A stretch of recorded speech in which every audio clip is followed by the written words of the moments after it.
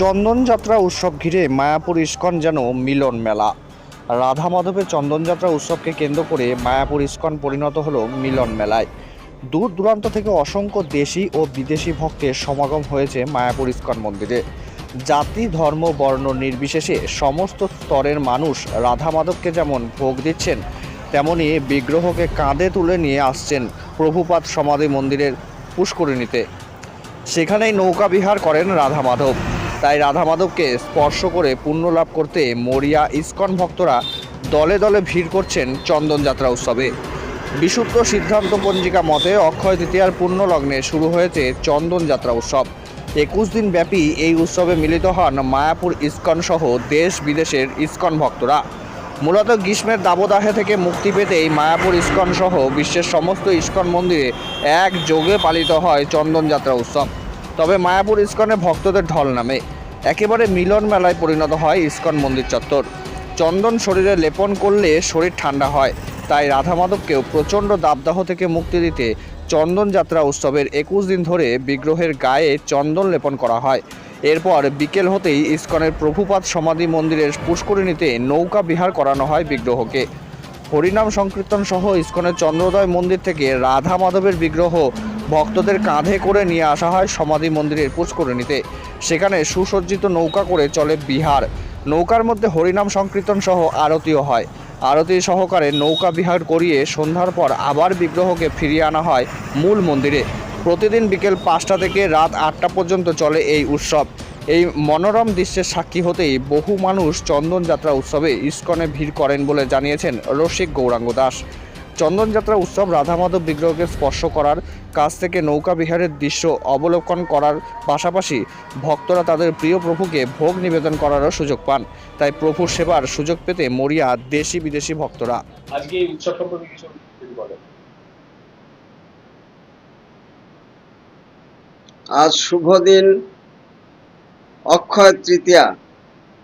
অক্ষয় শব্দের অর্থ যা কোনো ক্ষয় প্রাপ্ত হয় না। আজকের এই শুভ দিনে বিভিন্ন শুভ কাজ শুভারম্ভ হয়।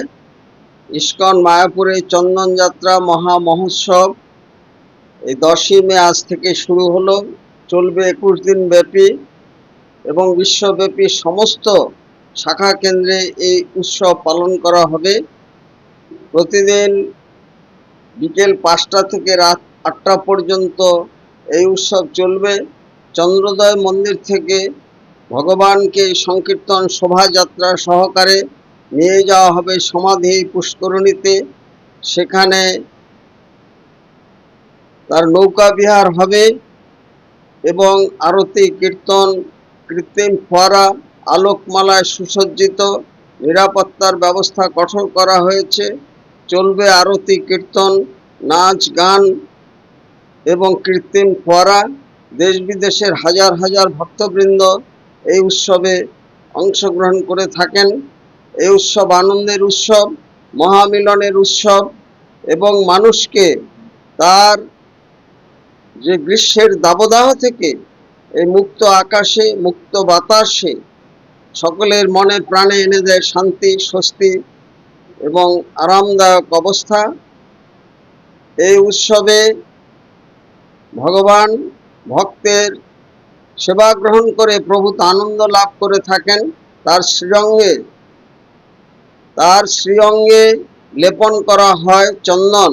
লক্ষাধিক টাকার চন্দন ব্যয় হয় এই উৎসবে এবং প্রসাদ বিতরণ চলে বিনামূল্যে। কঠোর করা হয় নিরাপত্তা ব্যবস্থা। সমস্ত কিছু মিলে এই উৎসবের দিনেই, এই অক্ষয় তৃতীয়াতেই বিষ্ণুর ষষ্ঠ অবতার পরশুরাম আবির্ভূত হয়েছিলেন।